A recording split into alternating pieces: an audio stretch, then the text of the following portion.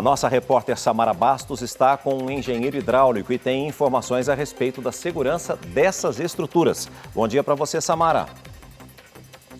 Bom dia, César. É isso mesmo. A orientação do governo é que essa fiscalização seja imediata e mais efetiva, né? Como a gente viu aí na reportagem, esse dado preocupa em todo o Brasil. São 24 mil barragens e apenas 3% delas foram fiscalizadas. O engenheiro professor Antônio Eduardo Giansanti está aqui ao meu lado e ele vai explicar para a gente, então, o risco, né, do rompimento dessas barragens. Bom dia, professor. Quer dizer, 97% estão aí sem fiscalização. A gente pode dizer que é um risco iminente, então, né? É um risco iminente, mas é um risco muito variável. Então, é muito importante que essa fiscalização ela seja feita, mas com pessoas capacitadas, com recursos e com método adequado. Precisa ser um laudo de engenharia efetivamente analítico, que consiga explicar tudo o que acontece numa barragem, todos os fatores importantes. Ele não pode ser burocrático. E qual o risco? O que leva a um rompimento de uma barragem, por exemplo?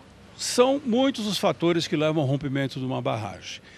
Por exemplo, existe um que é muito comum, que é como se a água criasse um caminho preferencial dentro do corpo da barragem e esse caminho preferencial vai erudindo, vamos chamar assim, por dentro da barragem e vai a instabilizando.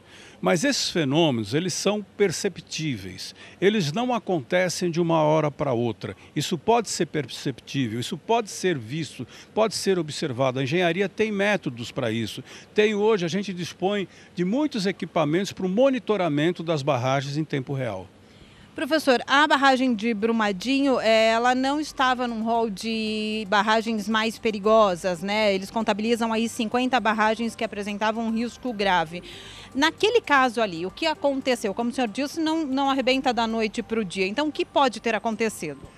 Pode ter acontecido isso que eu falei, do risco preferencial da água que acaba estabilizando. Porque toda barragem, ela tem inclusive no pé dela um filtro para reter o solo, os grãos de solo que eventualmente esse caminho preferencial da água vai tirando da barragem. Então você tem o filtro lá embaixo para segurar isso daí.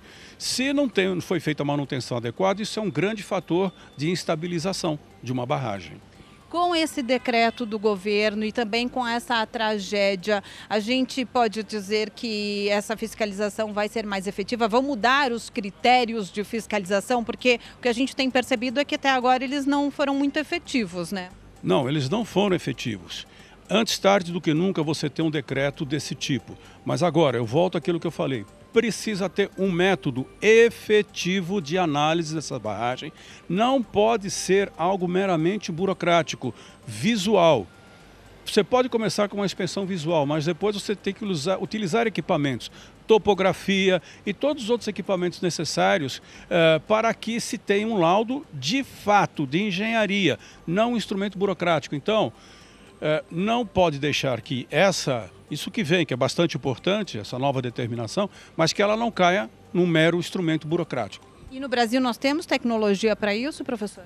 Temos tecnologia. O Brasil tem muita tecnologia. Nós temos universidades capazes, nós temos técnicos capazes. Eles precisam ter a sua responsabilidade e precisam ter liberdade para emitir toda aquela sua opinião técnica. Ok, professor, muito obrigada. Voltamos ao estúdio do Hoje em Dia. Antes de você terminar, eu gostaria que você perguntasse ao professor, porque ele falou que além dos equipamentos nós precisamos de profissionais capacitados. E eu recebi a informação de que o Brasil dispõe de apenas 157 profissionais que fiscalizam todas as barragens. Esse número de profissionais é suficiente para fiscalizar tudo isso? Professor, o César está perguntando justamente sobre essa fiscalização, né? Além dessa tecnologia, a gente precisa de material humano. Ele disse que hoje no Brasil existem 157 profissionais capacitados para fiscalizar essas barragens. Esse número é suficiente? Olha, no universo de 24 mil barragens, é duvidoso que seja suficiente. Além disso, não basta você ter o profissional, ele precisa ser muito bem capacitado, mas ele precisa ter meios para fazer a sua análise. Esses meios não são somente com visual, ele precisa ter meios técnicos, equipamentos, topografia, sensores, etc., para que ele possa dar um laudo efetivamente respaldado. O engenheiro ele não pode correr o risco de emitir um laudo que seja sintético e poucas linhas e dizer que o risco é baixo, por exemplo. Ele tem que fazer uma análise completa analítica. A nossa engenharia é capaz. O senhor teve acesso ao laudo dos engenheiros que atestaram a segurança da barragem em Brumadinho. Qual a sua avaliação desse laudo? Um laudo muito simples, sintético e me pareceu muito mais burocrático do que analítico, como a engenharia nacional tem condições de fazer.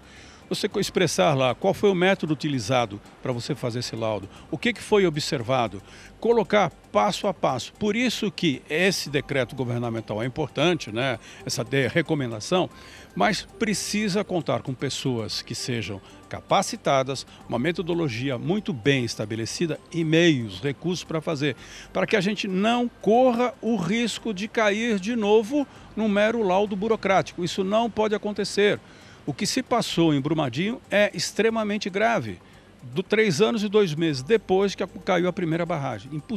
Não é admissível isso daí. Ok, professor. Obrigada, César. Curioso? Baixe o Play Plus em playplus.com, na Google Play ou App Store.